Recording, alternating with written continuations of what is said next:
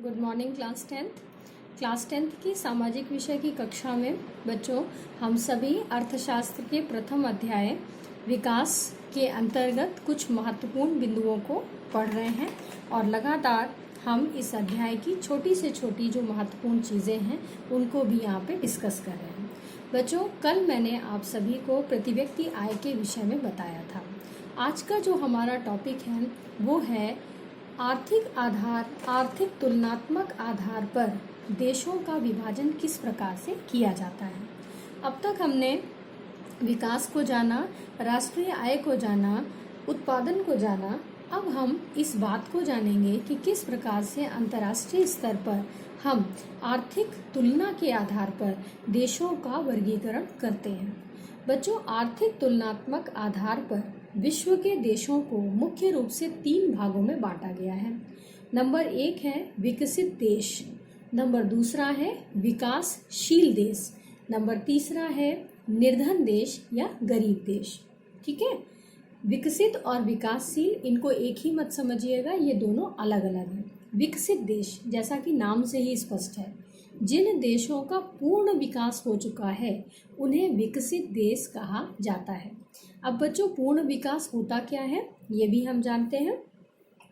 विकसित देशों में बच्चों बहुत ध्यान से सुनिएगा इस बात को, वे देश जहां पर पहली चीज लोगों की प्रति व्यक्ति आय अधिक होती है, दूसरी चीज देश का सकल घरेलू उत्पादन भी अधिक होता है, सकल घरेलू उत्पादन का स्तर भी ऊंचा होता है, तीसरी चीज जिस देश में उच्च तकनीकी विकास होता है, चौथी चीज जिस देश का आधारभूत जो संरचना है वो स्ट्रॉन्ग होती है, मजबूत होती है, और जिस देश के अंदर निवास करने वाले जो नागरिक हैं उनका रहन सहन यानी कि उनका जो जीवन स्तर है वो ऊंचा होता है, ऐसे देश को हम विकसित देश की श्रेणी में रखते हैं। इन देशों में बच्चों कुछ चीज़ें हैं जो कि जिन समस्याओं को हम अपने देशों में फेस कर रहे हैं वो समस्याएं यहाँ पर कम पाई जाती हैं। जैसे कौन कौन सी समस्याएं कम पाई जाती हैं?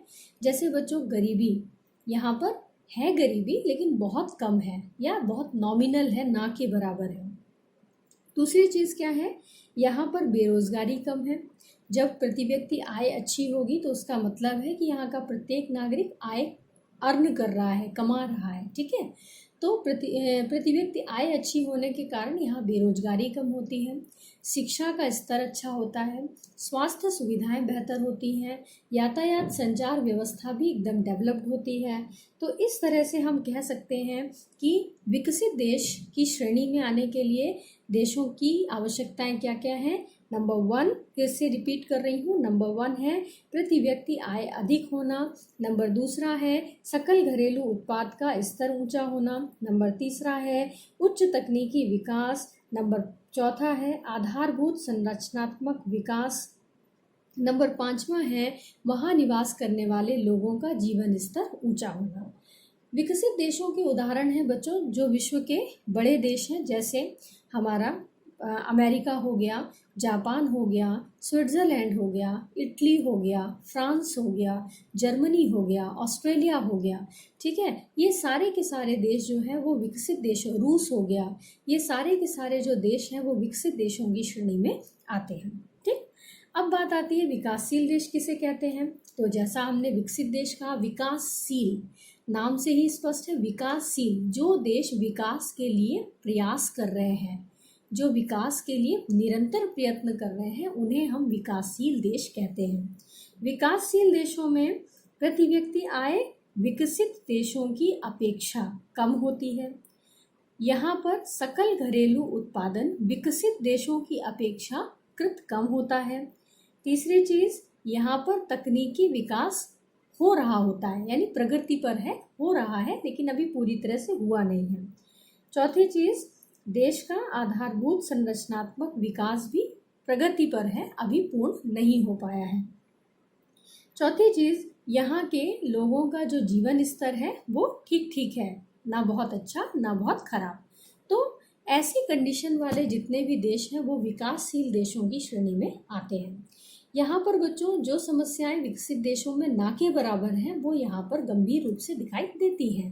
ठीक है, जैसे गरीबी भी दिखाई देती है, बेरोजगारी है, अशिक्षा है, स्वास्थ्य सुविधाओं का जो है ना होना या अच्छा ना होना जिसे कह सकते हैं तो, लेकिन बहुत अच्छी नहीं है। ठीक है, इस तरह से अनेक समस्याएं हैं जो विकासशील देशों में दिखाई देती हैं। अब विकासशील देशों के उदाहरण जान लेते हैं। जैसे बच्चों भारत हो गया हमारा, ब्राज़ील हो गया, चीन को भी विकासशील देशों की श्रेणी में ही रखा गया है, कनाडा हो गया। ठीक है, ये सारे के सारे, पाकिस्तान है, ठीक है, और हमारे श्रीलंका है, ये सारे के सारे जो देश हैं ये विकासशील देशों के अंतर्गत आते हैं। तीसरा श्रेणी हमने बताया था बच्चों गरीब देश, वे देश जहाँ पर प्रति व्यक्ति आय बहुत ही निम्न है। तीसरी चीज़, जहाँ पर सकल घरेलू जो उत्पाद है, प्रोडक्शन है, वो भी बहुत कम है, जहाँ पर लोगों का जीवन स्तर बहुत निम्न है, गरीबी बहुत है, भूखमरी बहुत है, ठीक है, अशिक्षा बहुत है, आधारभूत सुविधाएं नहीं हैं, ऐसे सभी देश गरीब देशों की श्रेणी में आते हैं। हमारे पूरे विश्व में उत्तरी अफ्रीका के बहुत सारे देश, ठीक है, इसी तरह हमारे जो आपके कह सकते हैं उत्तरी अफ्रीका के और कुछ बहुत एशियाई देश भी इस श्रेणी में शामिल किए जाते हैं। ठीक है, आज के लिए इतना ही बच्चों, इनको बहुत अच्छे से ध्यान रखेंगे। कल हम कुछ अन्य टॉपिक्स पर भी चर्चा करेंगे।